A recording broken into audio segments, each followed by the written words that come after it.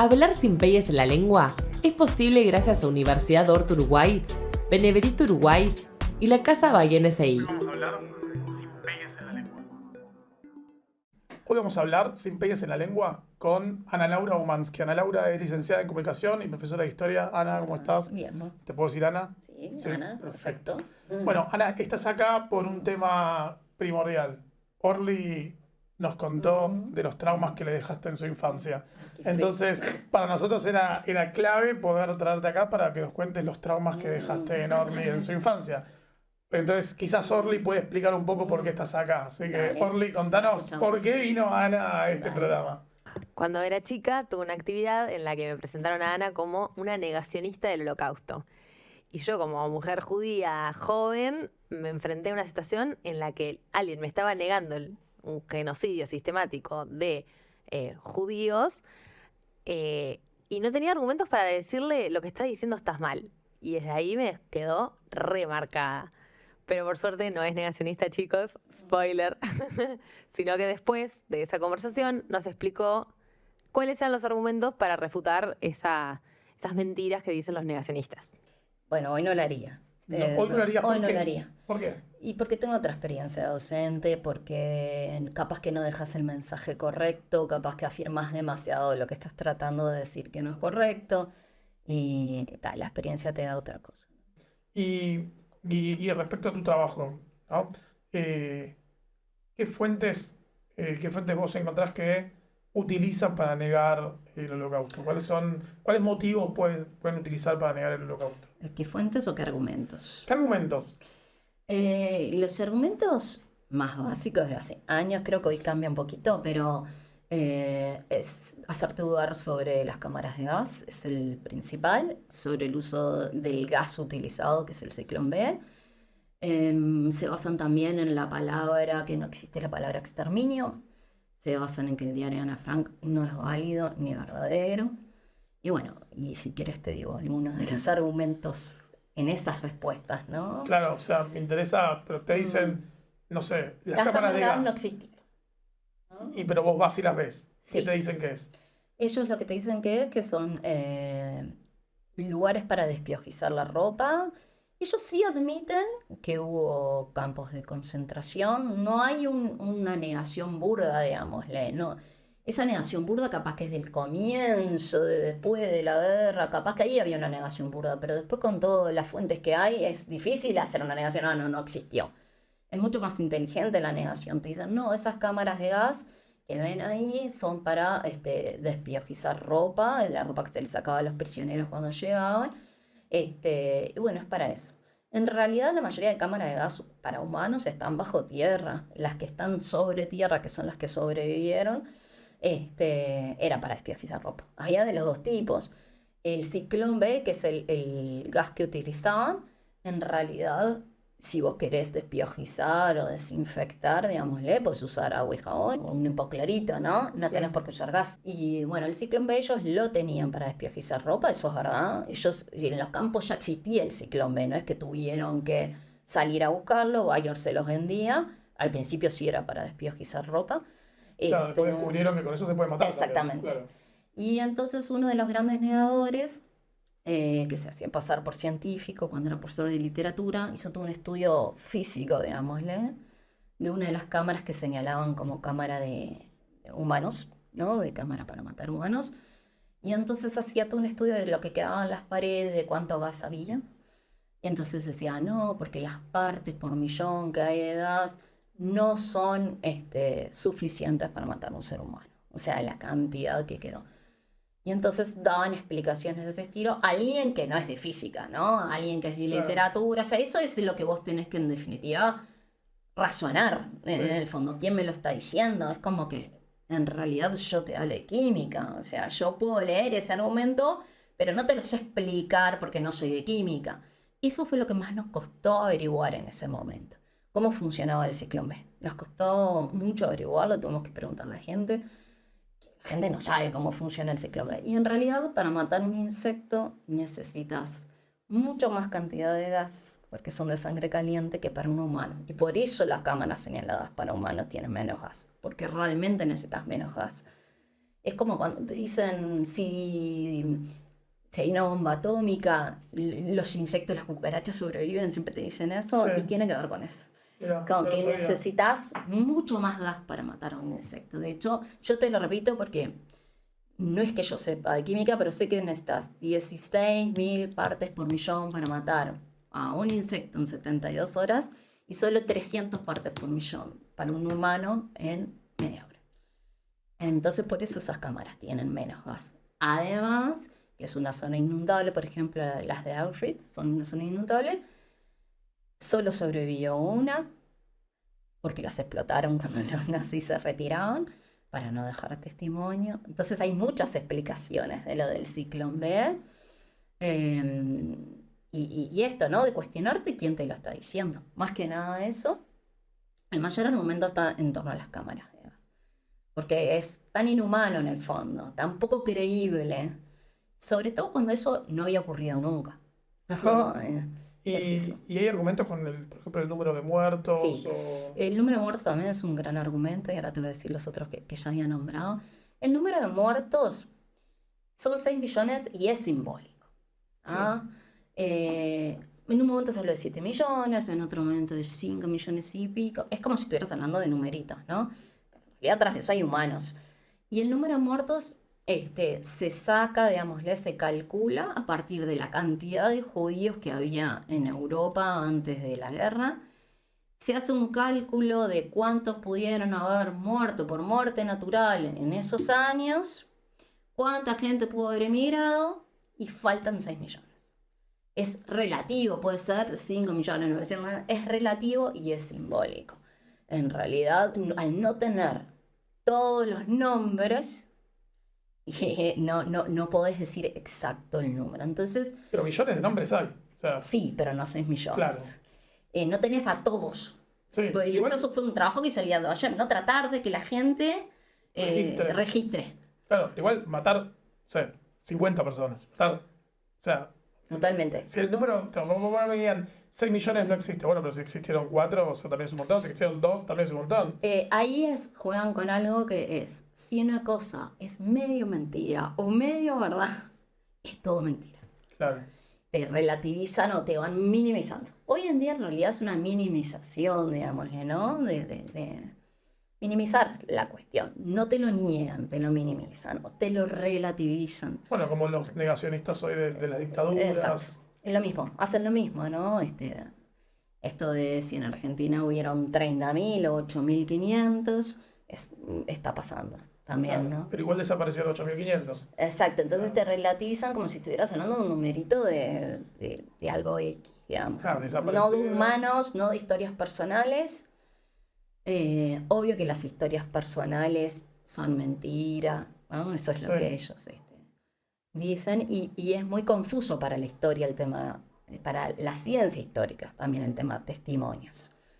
¿Y por qué es confuso? Cuando vos agarras un libro de historia, por ejemplo, esos duros, y ellos que te explican causas, consecuencias, no ves testimonios, no está la fuente del testimonio, digamos. Hay como otras fuentes, hay un documento de Hitler o fotos, pero no tenés el testimonio, siempre te lo sacan el testimonio. Y eso tiene que ver con que la historia trata de no agarrar las historias personales, porque eso sería como más psicológico o muchos... Es más golpe bajo. Exacto. Sí. Y la historia tiene que basarse como en diferentes tipos de fuentes. No puedes solo con un testimonio decir que esto ocurrió. El testimonio es un tipo de fuente, que es primaria, o sea, porque viene del hecho, pero no puede basarse solo en eso. Y entonces, ¿qué pasa? En este siglo, en el 20 y en el 21, la verdad que hay muchas guerras. Entonces todos quieren su verdad. Bueno. ¿no? Que se testimonie su verdad. Sí, yo me quedé pensando que esto que decías que el testimonio no es suficiente. En el juicio a las juntas en Argentina, en el juicio a las juntas después de la dictadura, tuvieron que recopilar testimonios de cientos y cientos de personas Sí. que se utilizaron como fuente porque de verdad, 1 o 2 no alcanzaba. Y eso es lo que hace... Y con la eso ciencia. comprobaron que hubo un plan sistemático Exacto. de asesinato, de tortura y de desaparición de Bueno, personas. en el Cuchillo de Eichmann fue igual, ¿no? Hicieron pasar a muchos, porque en realidad, por ejemplo, a Eichmann nadie lo había visto en el campo. Entonces, y cuando se le preguntaba a esa gente, ¿y tú lo viste a él? Porque el juicio era a él. Y bueno, no lo vi, ¿no? O sea, y entonces era, y los testimonios son memoria, es más psicológico, el testimonio cambia. Y no es que esté mintiendo, porque nuestro testimonio de vida, pensar, no sé, yo siempre cuento a mis alumnos, ¿no? Yo tenía un novio cuando tenía 16 años, ¿no? Y él me dejó. Y entonces yo te cuento, no, en realidad dejamos los dos, porque esa fue la charla. Y es verdad, no, mira, no da, porque va. Y hoy en día, tío, él no me dejó, o sea, no nos dejamos los dos, él me dejó. Pero yo con mi dolor no podía decir que él me dejó al público. Sí. La charla es verdad, que los dos dijimos, vamos a dejar porque no tenemos una buena relación. Pero lo que yo construí o lo que yo podía construir en ese momento no es lo mismo que yo puedo construir ahora. Y en ninguna de las dos veces te estoy mintiendo. Simplemente es una construcción, la memoria es una construcción sentimental, es una construcción que cambia con el tiempo. Lo mismo que alguien del Holocausto te va a decir cuando salió de los campos, te va a contar una cosa. Y 30, 40 años después, cuando vio que pudo formar una familia, te va a contar esa misma historia diferente. Yo, por ejemplo, hice entrevistas a unos 4 o 5 sobrevivientes y decían, por ejemplo, Ana Binogur, que siempre fue la que tuve más cercana, me decía, yo cuando salí y contaba mi historia, los propios judíos me decían, estás exagerando, frena un cacho, no puedes estar hablando siempre de lo mismo. Entonces ella dice, te sentías tan negado, pero es porque el otro le duele también lo que está escuchando. Entonces llega un momento y dice, bueno, pasa de página también. Entonces te sentías negado por la propia gente cercana a vos. Entonces llega un momento que acabas de hablar. Nos pasa con pila de dolores nuestros, no solo con este.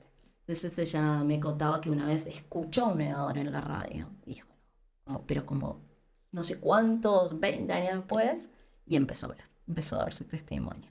Ella cambió su testimonio, no lo daba, y en un momento hay algo que le hizo cambiar.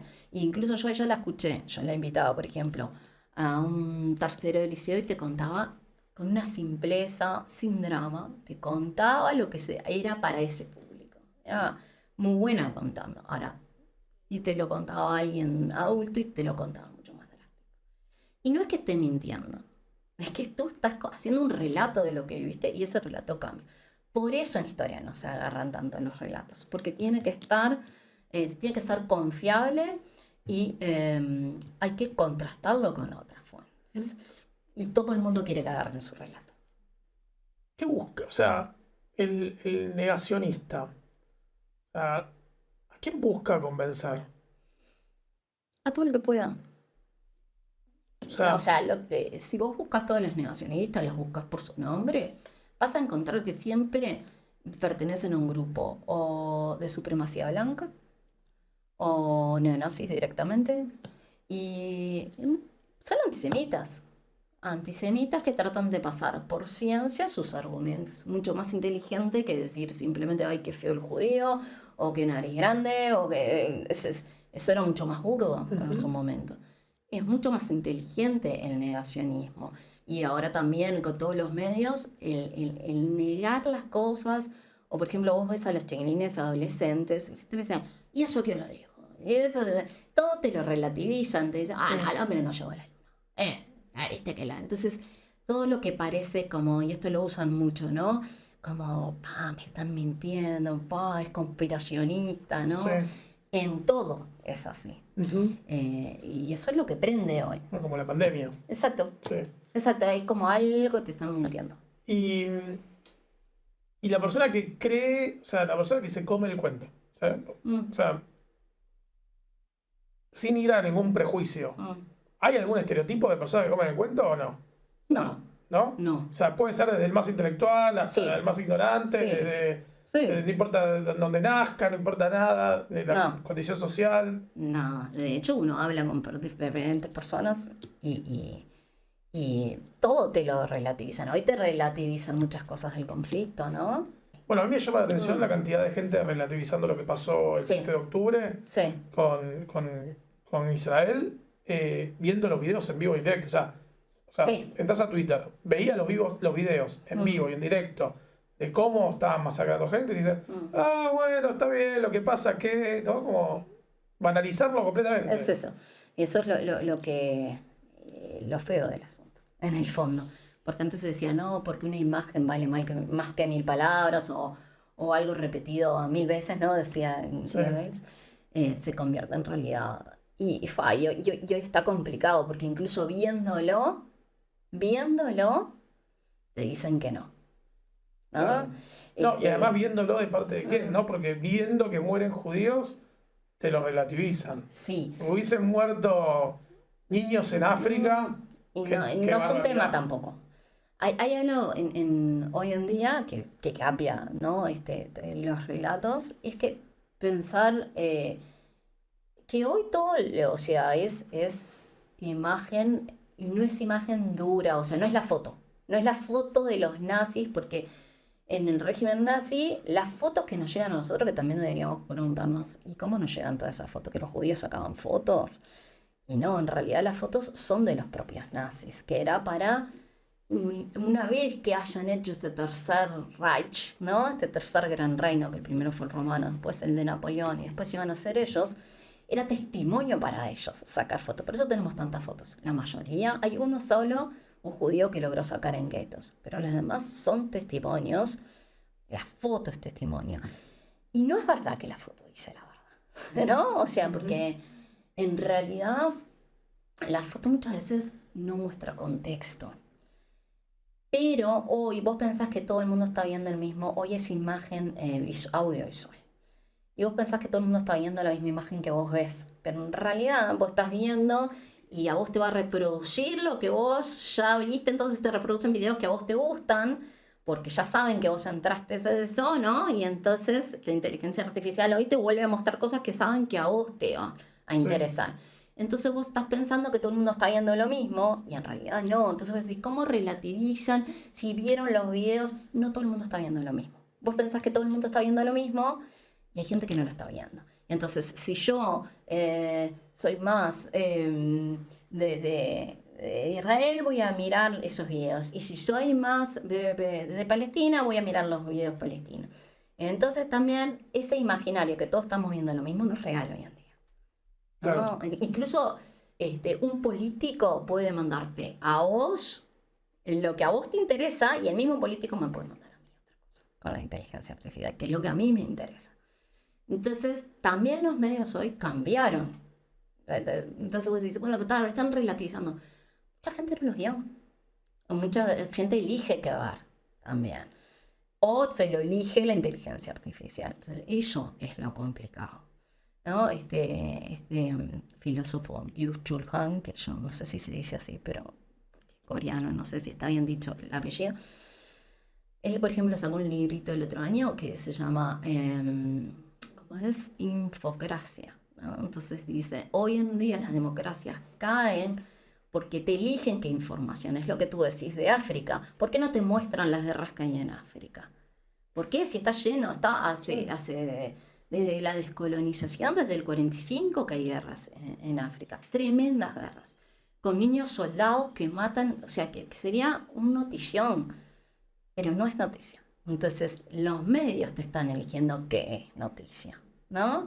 Entonces, tú pensás que seguramente el conflicto árabe-israelí venda más que el niño africano. Claro, garpa sí. Mucho más. Y hay que pensar que la información, muchos de los teóricos de la comunicación lo que te dicen es que hoy la información es espectáculo, es lo que venda. No es la información real, hay 4 agencias grandes de información. Entonces, no es que... Y este filósofo dice, bueno, en realidad tú pensás que sos mucho más libre porque accedés vos, porque comentás vos, porque vos subís la información. Y en realidad no sos más libre, en realidad te eligen qué mostrarte.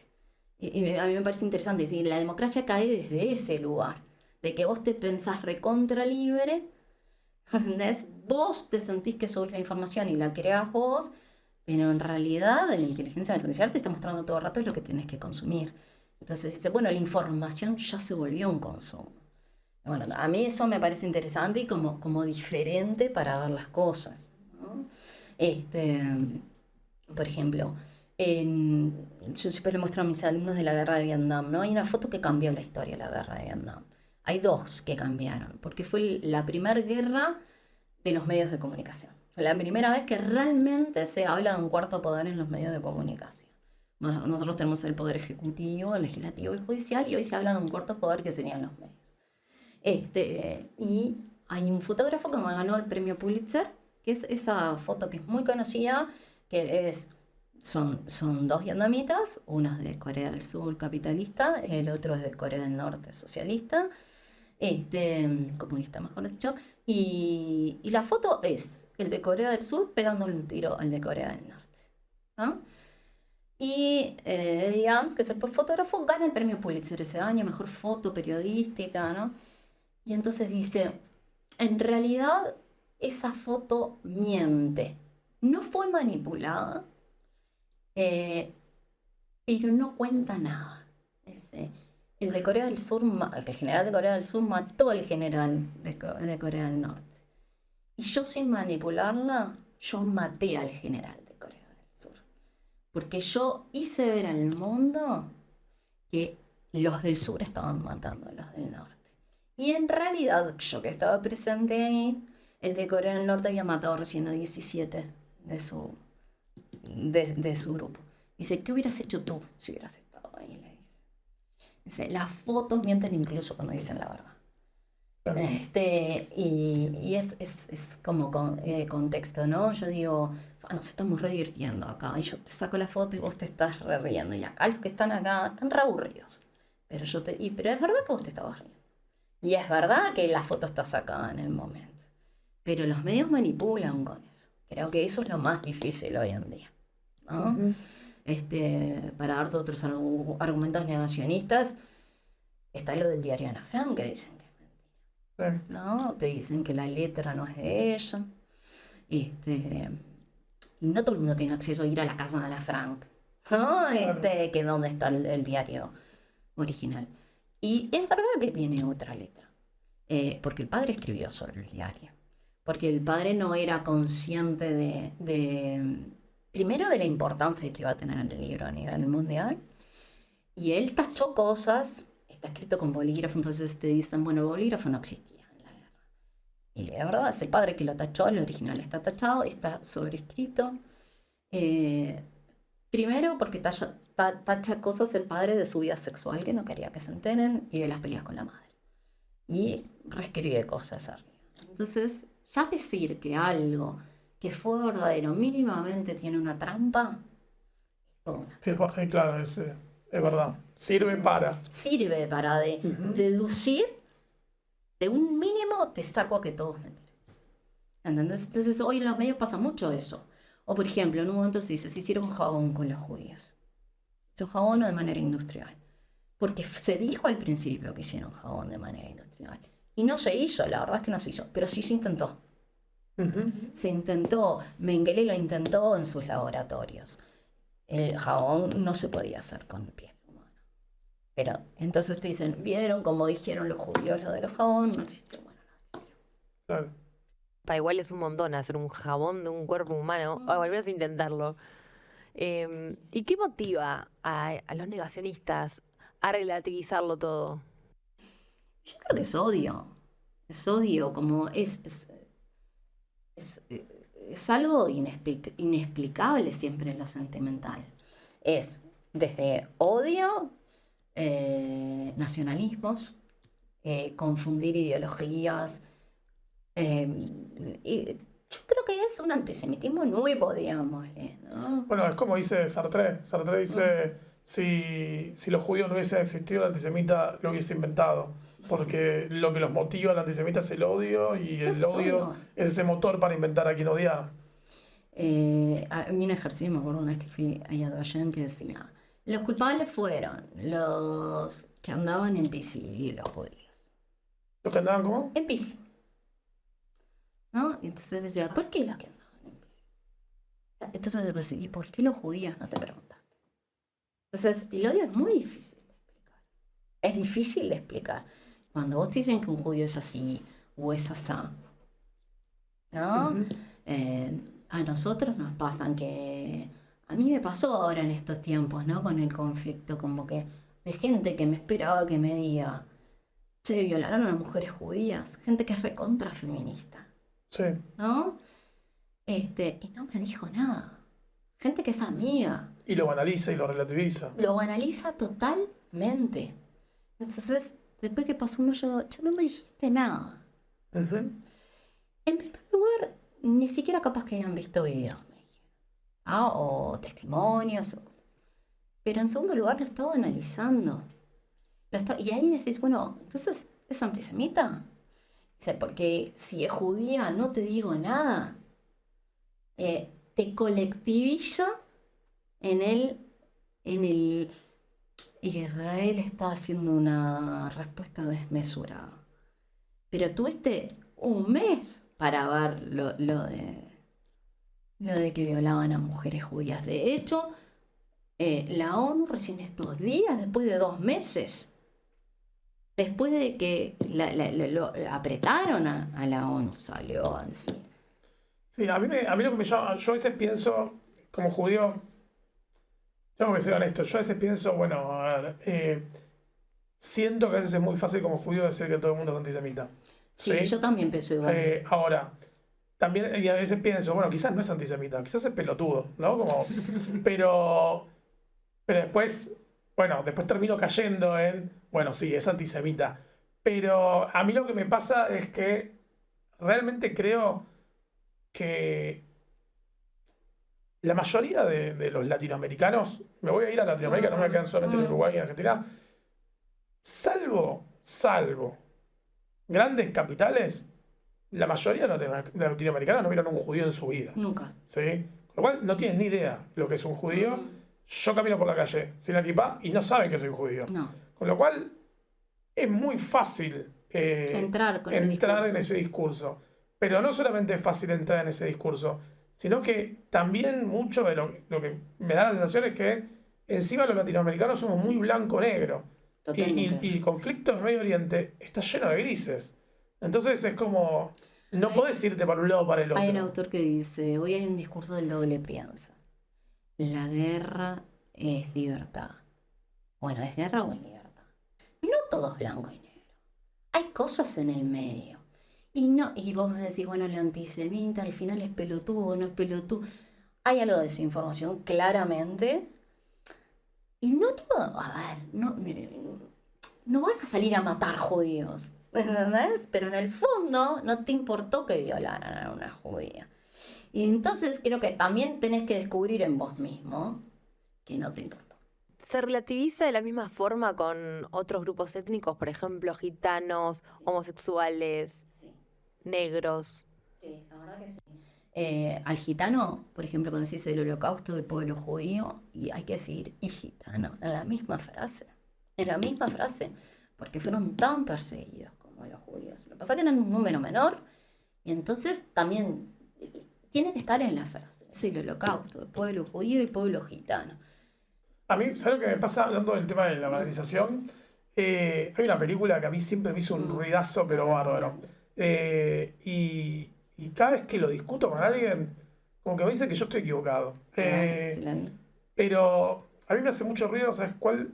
El niño del pijama a rayas. Ah, Me hace mucho ruido la película porque yo la fui a ver al cine. Y cuando estaba en el cine, el niño, que era un pequeño niño alemán, hijo de general, que se vistió de judío para jugar con el niño judío, terminó en la cámara de gas.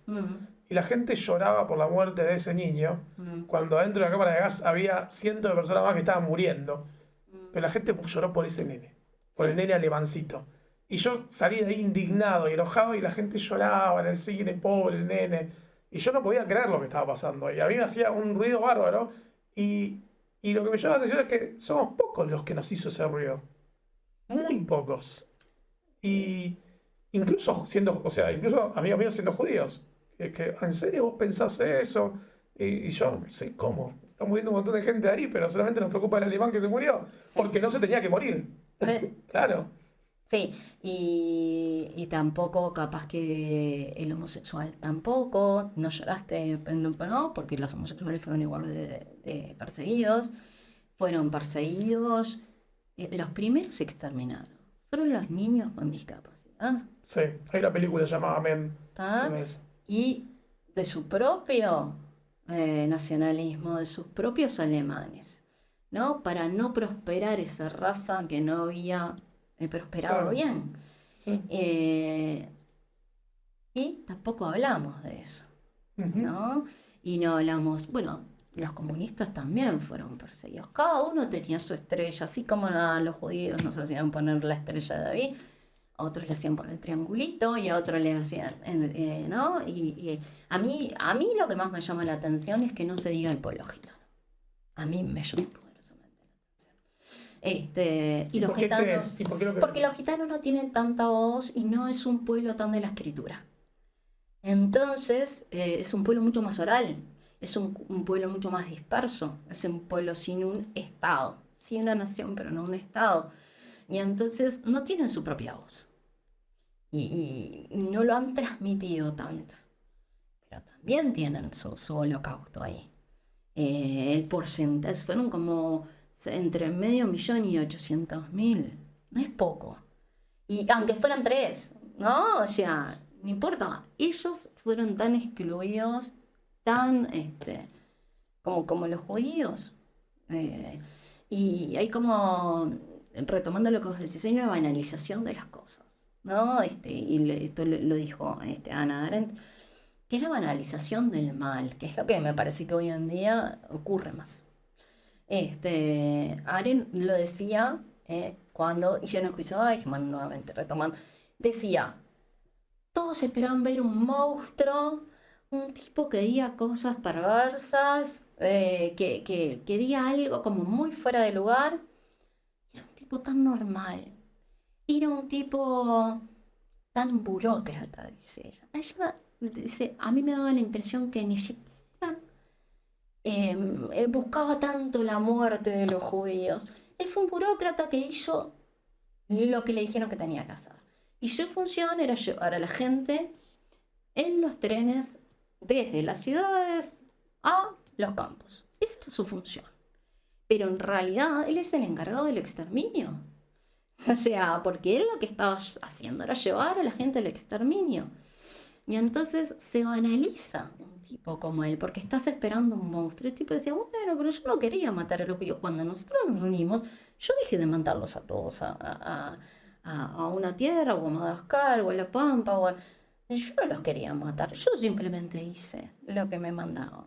Cumplía órdenes. Cumplía órdenes. Entonces, no vimos un monstruo, un tipo diciendo barbaridades. Vimos un tipo tranquilo, que cumplió órdenes, que le dieron otra nacionalidad en Argentina, que trabajaba creo que de técnico mecánico en una empresa alemana en Argentina, que le dieron otro nombre. O sea, Tremendo. banalizamos a un hombre que se encargó del exterminio. Él se encargó también de decir, bueno, yo cumplía órdenes. Y hoy en día, no sé si no tenemos un montón de burócratas que no hablan y bueno, que saben. Ujú. ¿Para qué crees que sirve la banalización del mal, de alguna forma? ¿Para justificarlo? ¿Para quitarle importancia? ¿Para qué? Yo creo que hoy estamos todos en un mundo bastante banal, ¿no? O sea, hoy es difícil explicar lo complejo de los asuntos históricos, porque la gente no tiene ni la concentración para que vos le expliques durante 40 minutos un hecho histórico. Uno está, ya está, ¿no? O sea, Sí. es esto o es esto, ¿no? Entonces, sirve la banalización. Y no queremos como saber en profundidad. Es como, bueno, yo vi este videito y pasé, no te da el tiempo de pensarlo. Y eso es lo que un poco hoy en día se está como analizando desde la comunicación, ¿no? No te da el tiempo. Después, los medios deberían hacer algo en eso. Deberían prohibir, no prohibir. ¿Cuánto pensás que vale la libertad? Porque si vos decís, no, la libertad, todo tiene que ser libertad. Entonces, bueno, tu libertad de expresión, de odio, también tiene que ser libre. ¿Ah? Entonces, bueno, entonces pueden pasar cualquier cosa. Y te puedo preguntar, en ese estudio que hiciste sobre el negacionismo, si hay algo más de lo que no nos hayas dicho que quizás pueda ser relevante o interesante saber. Sí, uno de los argumentos más usados es decir que en los documentos de los nazis no está la palabra exterminio, en ninguno. Y eso es verdad, eso es verdad. Ellos ya negaban lo que estaban haciendo mientras lo iban haciendo. Sí hay la palabra solución final, hay reubicación, ese tipo de palabras. No usaban la palabra exterminio y no está en ningún documento. Entonces ahí entras a relativizar. ¿Ah? Hoy se relativiza que nos estén diciendo que hay que exterminar a los judíos. Se relativiza. Bueno, pero lo están haciendo, no lo están haciendo, una cosa así. Bueno, los que dicen que Relativizan son palabras. antisionistas y no antijudíos o antisemitas. ¿Qué diferencia hay? Estás como relativizando la palabra exterminio, estás poniéndola en duda, estás seduciendo con las palabras. En realidad lo que hacen es como una seducción muy básica de por ejemplo, el olio invento, ¿no? Como que te inventan palabras que están combinadas o la seducción de la palabra siempre fue como fuerte. ¿No? Entonces, esta palabra, bueno, insolución final y bueno, y qué sé yo, que capaz que era. Bueno, Eichmann decía, y bueno, podía ser llevarlos hacia otro lugar, no necesariamente es un exterminio, ¿no? Claro. Fue muy impactante ahora con las universidades de Estados Unidos, ¿no? Que están diciendo, bueno, cuando se ceseó, ¿no? Que se los llamó a por qué permitían que hay gente que incita al odio. Y relativizan. Bueno, pero no pasaron a los hechos. Bueno, pero estás incitando al odio. Sí. Yo creo que atrás de eso, en donde tenemos que como basarnos más, es en la moral que estás transmitiendo. O sea, ¿cuál es la moral que está atrás de eso? Porque al final es como que los tolerantes tenemos que tolerar a los intolerantes. Entonces, ¿en qué terminas? Vos tolerás a los intolerantes, entonces ganan al tolerante. Entonces, ¿qué vale eso? Entonces, no decimos nada porque no quiero comprometerme.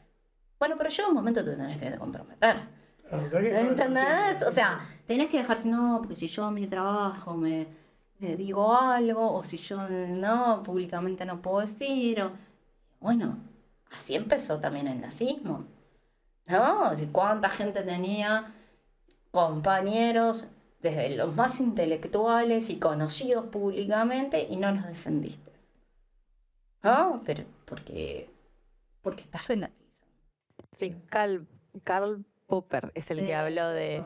Sí, el de tolerancia. Sí, que al final no hay que tolerar al intolerante porque se acaba con la tolerancia. Me encanta. Sí, es muy bueno. Pero después tenés que cuestionarte como un poco este concepto de libertad, como que podés decir cualquier cosa todo el tiempo. En realidad en la libertad tenés responsabilidad. La libertad surge con la democracia en realidad, ¿no? Y la libertad es un poco, yo viviendo en sociedad, estoy con un orden, con una ley, ¿no? Hay constituciones, no es que yo voy y digo cualquier cosa. No, porque esto de, bueno, yo tengo libertad de decir lo que quiero. ¿No? Pero bueno, hay un Estado regulador también, que también tendría que saltar. Tú no podés decir lo que quieras sin citar al odio. No todos los países tienen leyes que no permiten. Sí. ¿No? Uruguay sí tiene. Ahora, es muy difícil también de mostrar que alguien está incitando al odio. Claro, o sea, la vara, o sea, ¿Dónde está? la línea es muy delgada. Sí, es complejo. Es muy complejo. ¿No? Es tan complejo que a tal punto que hace unos años murió alguien en Países Bajos. Exacto. ¿No? Exacto. Alguien que todo el mundo, que era un antisemita confeso. Sí. ¿Sí? Y porque si todo el mundo decía que lo veía en el cibercafé, creo que era, y que decía, gritaba cosas, porque jugaba unos jueguitos y gritaba cosas bien antisemitas. Pero bueno, no te vas a meter. Porque total, simplemente lo está diciendo, no está haciendo algo. ¿No? Entonces, bueno, ¿y dónde va a estar el límite? Que nunca digas nada porque no hay que meterse con lo que dicen los demás. Yo creo que en el fondo lo que hay es una moral. O sea, a veces tenés que intervenir. Sí, es como dice Ori, los tibios. Y el mundo está lleno de tibios. Yo digo eso todo el tiempo. Y yo digo, está lleno de opinólogos. ¿No? Porque es gratis. El día que te cobren por opinar. Sí. Y las redes son muy fáciles. Bueno, yo uso mucho las redes para opinar. Pero sí es cierto lo que vos decías antes. Cuando hablabas antes de los redes de comunicación como un cuarto poder. ¿No? O sea, cuando una persona dice yo sé lo que quiero para mí, en realidad, en el decir yo sé lo que quiero para mí, ya el poder ya te operó. Claro. Porque vos estás eligiendo lo que el poder quiere que elijas. Es complejo, ¿no? Es muy complejo. Yo lo estaba pensando cuando lo decías antes, y decía, lo comento ahora, y digo, no. Pero me quedó girando ahí. Muy complejo. Sí. Yo tengo una pregunta que, si yo me enfrento con un negacionista del holocausto, ¿qué hago? Yo me diría un poco quién es el que está adelante. La verdad, no te saldría a decir, sí, contestale, no contestale. ¿Quién es el que está adelante? ¿De qué forma vos le podés contestar? Que sea siempre con argumentos, ¿no? Porque a veces hay gente que le dice la ignorancia y vos ya te calentaste, te entraste a contestar caliente y en realidad estaba diciendo algo que no sabía y si se lo hubieras contestado bien, lo hubiera agarrado. Entonces hay que medir mucho la vara de con quién estás, ¿no? ¿Sabes lo que me pasa a mí? A mí me pasa que yo tengo muchos seguidores en las redes sociales. Bien. Y todos los días, o sea, ¿Hay alguien? la mayoría de mis seguidores, no sé si la mayoría, pero yo sé que muchos que me siguen son odiadores seriales. O sea, me Total. siguen para que cada cosa que publique Claro. se difunda, comenten, critiquen. Estamos hablando Que les da de... identidad a ellos Sí, también. no solamente antisemitas, también Y otras también hay cosas. judíos que están esperando que yo comente Ah, algo para decirle que- mandárselo a sus otros. A mí miren lo que dice este judío. No sé qué. Qué barbaridad. Acá en Uruguay me pasa mucho. Pero por ejemplo, sí es muy curioso que yo lo que noto es, al principio yo me ponía a responder. Después dije, ¿para qué le voy a responder? Si no quiere convencerse de lo contrario. O sea, me pasa eso, que yo a veces digo, ¿y qué le voy a decir? Si el tipo no tiene ganas, yo no tengo ganas de discutir, y además, honestamente le digo, el tipo me está diciendo una barbaridad. Y por más que yo le diga, bueno, pero charlémoslo, no importa, No importa. no quiere charlar. Es como que ya tienen la visión. ¿Sí? Por eso te digo, hay que medir la vara de con quién estás hablando. No, yo la única vez que discutí en medios y dije, nunca más, fue con alguien que cuando se grafiteó el monumento del Holocausto acá, un periodista, está diciendo que era la libertad de expresión del que grafica, ¿no? El que hace el graffiti, de poner, no me acuerdo qué había puesto, no, era algo, no me acuerdo, algo sobre el Holocausto, o bien contra, y entonces empezó lo de la libertad, y la libertad, y la libertad. Y digo, sí, pero la libertad es responsabilidad. Entonces, bueno, discutimos bastante, y era como un argumento filosófico de él, un argumento filosófico mío, y yo no iba a cambiar de opinión, y él tampoco. Él tampoco. Y es como, él trataba de convencerme a mí y yo a él. Entonces, tenés que medir bien la vara de con quién estás y cuál es tu objetivo de contestar. Si vas a gastar energía en todo, vos también podés no contestar y simplemente publicar las cosas que a ti te interesan. Para Claro. los que te están viendo, decir, bueno, yo no contesto nada. Lo que pasa es que también a veces pienso, bueno, el que me está viendo, insisto, lo mismo que decías antes, va a seguir recibiendo la misma información. Los otros no. A veces me pongo a pensar cómo hago para llevarle esta misma información a los que no ven esta información. Complejísimo. La inteligencia artificial nos Exacto, está te va matando. a saltear. Sí. Porque él no quiere ver eso. Entonces, y vos explicás todo abajo, ¿no? Luego le contestás. No podés explicar lo complejo de la situación que estás. Yo personalmente no contesto nada. Después de esa vez dije, pero nunca más. O es personal, con alguien que yo mida con quién estoy hablando, la verdad no contesto. Si querés subir algo. Pero esa es mi postura, no quiere decir que esa tenga que ser la postura. Sí. Y Ana, para ir terminando, te voy a hacer una última pregunta. Sos docente de escuela. Elise. Cuando das clases te toca hablar de holocausto. Y te puede salir un alumno que te diga, no, pero eso no pasó. Okay. ¿Qué se hace? ¿Qué haces ahí?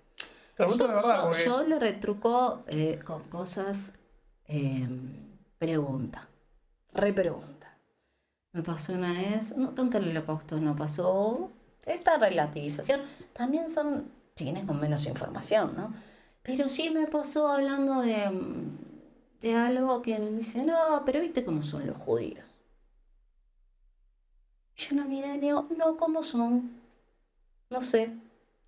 Entonces me empezó a decir, tienen unos pelos acá que cuelgan y son raros y bajan las persianas. Ah, mirá, ¿cuántos judíos conoces? Y me contesta ninguno. Ninguno. Digo, sí que conoces quién te está hablando judío. Y no tengo ni esos pelos ni bajo la persiana.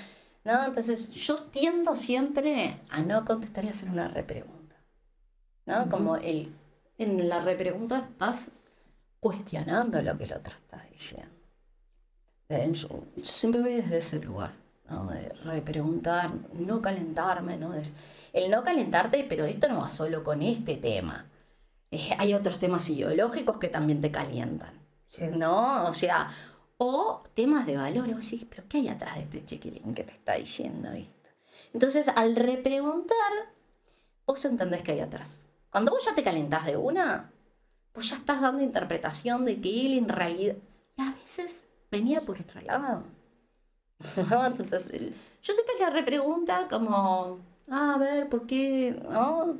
Nunca es respuesta. Es como muy entrenada a no dar mi visión, sino repreguntarte desde dónde viene eso. Sí. Y como que las clases las doy más de hacete preguntas. O sea, sí es para buscar respuestas, pero primero hacete preguntas. Porque si no, terminamos en, ay, qué feo esto, qué lindo esto. No, pregúntate un poco más complejo. Las guerras son feas, sí son feas, pero no podemos terminar en esa conclusión, ¿no? Entonces, ¿en qué medida tal cosa? ¿No? Es como que hoy se tiende más de la historia eso. Desde preguntarte, hacerte preguntas inteligentes. Entonces, es como enseñar a hacer preguntas, no a buscar siempre la respuesta. Porque cuando vos te preguntas, obvio que vas a buscar una respuesta. Ana, muchas gracias. Gracias a usted. Si te gustó, seguinos en Instagram en @lacasabynsi y suscríbete en YouTube y en Spotify en la cuenta de Sin Pegues en la Lengua.